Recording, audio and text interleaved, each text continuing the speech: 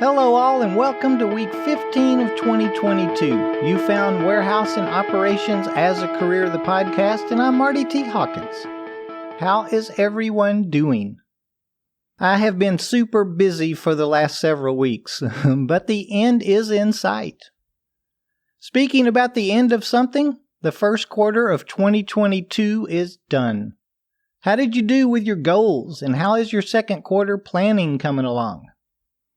I'll change the topic so I don't run down the rabbit hole known as goals and planning. You all know how it can be.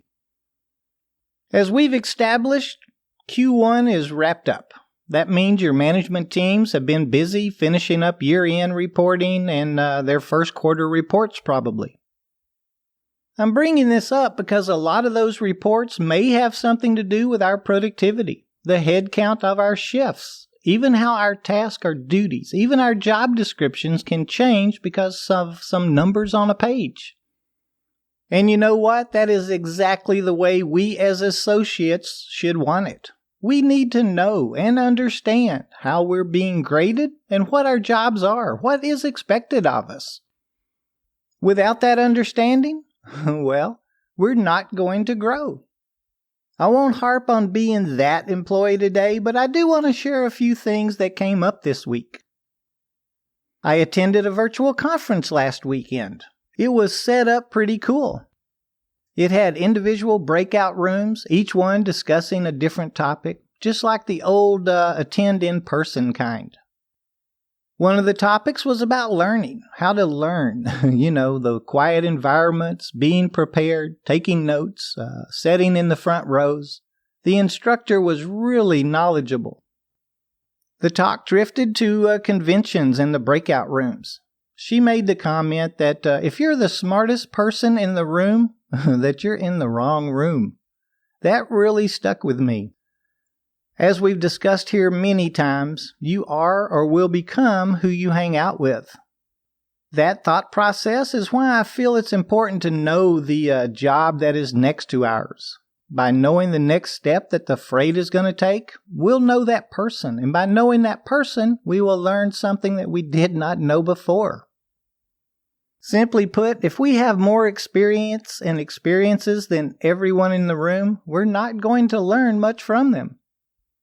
However, if we're in a room or at a table with people that have more experience and experiences than we do, well, we're going to be busy taking notes and learning all day. Being the smartest person in the room is easier, but not very rewarding for us in the long term. Well, there's one thought for the day, but I need to move on to today's notes. I feel that thinking clearly is one of our jobs as an employee. I had a gentleman call me this week regarding a raise.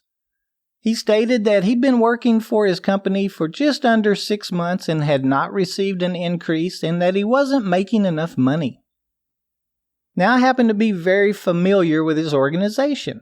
They offer overtime weekly, sometimes even weekend work. They have an attendance bonus that pays quite well, too. I asked about how he did with his weekly attendance bonus. Didn't that secure him the equivalent of around $2 an hour? He stated to me that he rarely earned the bonus. I pointed out that the only requirements was to show up for every shift and be on time. And to them, that meant no more than 8 minutes late to work. He said, yeah, but that's not part of my hourly rate. I mentioned that his company paid 30% of his insurance each month and asked if he was figuring that into his hourly wage. He did not agree with me that his paid premium should be considered along with the hourly wage. I brought up the overtime that was offered each week. Now, I agree with him here. He said that although working overtime did bring home more money, it has nothing to do with his hourly wage. We had fun talking about the pros and cons of overtime, and I asked him what would he like to be making hourly. He gave me a number, and we started backing into it. We removed overtime from the equation and dealt only with his hourly salary and benefits. So with his present job, taking his hourly wage, then figuring in the worth of his company's part of his insurance, and if he achieved the weekly attendance incentive, his present hourly wage was $4.84 higher than the wage that he wanted to make. He understood and agreed with the math, yet wanted the hourly wage that he had written on the paper earlier. And I think he's looking for another job that will pay that rate, whether or not they offer benefits. And I get it, I really do. And I guess there's nothing wrong with either choice, but I'll have to agree to disagree on this one. So let's go on to another topic real quick. I talk a lot about job descriptions. I think it's important that we as employers present an applicant the job description and us as employees understand that job description and ask questions as needed. Check out this scenario. A gentleman is hired for a position. He has stated that he can operate a stand-up forklift and the smaller dock stalker to his hiring agent. Upon arrival for his first day at work, he finds out that the required equipment is the cherry picker, for which he has no experience on. Reviewing the job description would have eliminated this embarrassing issue. We as employees need to ask for that job description. We need to know what's expected of us, right? This Tuesday, a gentleman called me from out of state, one of the companies that I oversee. A new position was being created, and a complete job description as of yet had not been created. He asked what his duties were. That's a very good question. I explained that we were still working on one, but promised we'd have a working draft put together by the end of the day. Now, I felt really bad about not having at least something put together for him already. We completed one, discussed it, and now he at least has a target in his mind. I was speaking with a manager at a production facility about attendance this week.